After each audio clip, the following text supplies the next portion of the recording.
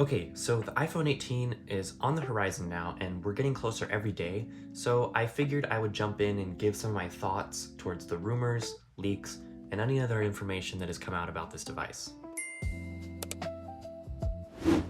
Now, there have been a lot of rumors surrounding this new phone, some more believable than others, and some details that could make this the biggest iPhone release that Apple has done in a while, but more on that later.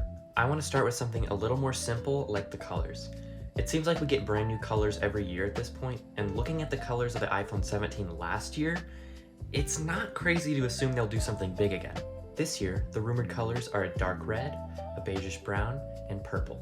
I tend to take the color predictions with a grain of salt, as I have been misled in the past. I think it was the iPhone 15, everyone was predicting a dark red color, just like this year, and we never ended up getting it. So I'm not so confident in the dark red. It looks good, but I'm not entirely sure if we'll be getting it this year. Again, I'd love to be wrong. I think it looks great, and I know people would love to have that, but it has been false in the past. I don't have much to say about the beige color. It looks nice to me. That's probably the one that I would go for out of the three rumored here. It's definitely the most neutral, the most boring, just how I like it. I'm honestly not a huge fan of this purple color. If this is the shade that it would be in this mock-up here, it looks way too bright for me. I think it would probably be better if it was a darker shade, and I'm sure other people would agree with me on that as well. Now, the dynamic island is also predicted to get some changes this year. It is expected to shrink significantly in size, similar to how the notch got a lot smaller on the iPhone 13 when that came out. And thanks to this mockup by a user named Ice Universe on Twitter, or X if you will, we can see a good representation of how it might look. They say it would decrease in size by about 35%, and you can definitely see that it is noticeably smaller here. Now, on the topic of the dynamic island, it was also said via macrumors.com that a leaker known as Digital Chat Station has said that any changes to the dynamic island or Face ID have been delayed to the next generation, with Apple focusing more on new camera features and improved battery life for the 18 model. This is definitely not what we want to hear, as it feels like the last couple of iPhone upgrades have been just that. They always advertise the improved battery or the better camera or the new chip in the phone, but there have been very little features that really make you feel like you need to upgrade. Again, nothing feels certain yet. We still have a few months until the reveal, but it definitely is worrying to see this information put out there. I would love to see some big changes to the dynamic island this year, and I know so many people would be let down if this was yet again another underwhelming year for the iPhone. Okay, now moving on to the camera on this device. It has undoubtedly been the main selling point of iPhones for a long time, even though some would argue that the Samsung cameras are better. So the iPhone 18 is rumored to have a variable aperture, and basically what that means is it's a real aperture you can adjust in your camera lens to choose how much light you want to let into the sensor. This would allow for much higher quality photos, especially among the photography group that is very experienced in manual camera settings. So this sounds great, right? Well, a former engineer named Josh Render wrote a short opinion piece on the possible problems with including a mechanism like this. I'll link his writing in the description if you guys want to read more into it, but basically Josh says that the more moving parts you introduce, the more chance there is for things to go wrong.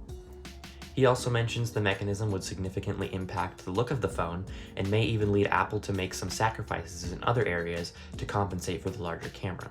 The reason the writer brings this up is because most people that have iPhones just don't edit their camera settings as much. Of course, that doesn't mean everyone, but I definitely agree that there is something special about the convenience of being able to press one button and have a decent looking photo. So the aperture is definitely more for photographers. I don't think the average consumer was really thinking about this or thinking that Apple needed to implement it, and that is why it seems like kind of a wasted opportunity. Okay, so that's the new camera. It sounds cool, but to me, it sounds a little unnecessary, and if this does end up coming to the new iPhone, I hope it doesn't drive up the price too much. Speaking of driving up prices, let's talk about the elephant in the room. The iPhone Fold. I don't like the idea of folding phones. I said it. I never have. I've seen the Galaxy Fold and the Galaxy Flip, and they just seem like a pointless gimmick that costs twice as much as the normal Galaxy phones. I can't deny that these are very technologically advanced devices, but it just seems so unnecessary. I feel like there's very little practicality in it. Like, what is this offering to me that my normal phone couldn't already do?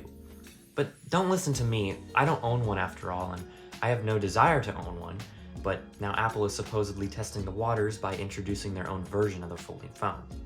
It's said to be priced at around $2,000 to $2,500 and will feature the vertical folding hinge, like a book, not the one like a flip phone.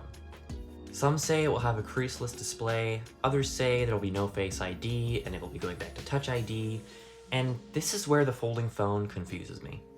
Getting rid of a huge feature like Face ID seems like one step forward and two steps back. I just feel like there's nothing about a glorified iPad mini that would make the $2,000 price tag justifiable. I don't want to pay for the technology, I want to pay for the usability. Yes, I can spend $2,000 on an incredibly advanced phone that clearly had a lot of hard work put into it, but if I can't get $2,000 worth of enjoyment out of it, was it really worth it? Anyway, that's gonna wrap it up for this video. Let me know what you guys thought down in the comments. Any other rumors floating around, anything you'd like to point out, I'd love to hear it. If you like this video, feel free to leave a like down below. If you want to see more from me, the subscribe button is right down below as well. I hope you guys have a great day, and I'll see you guys in the next video.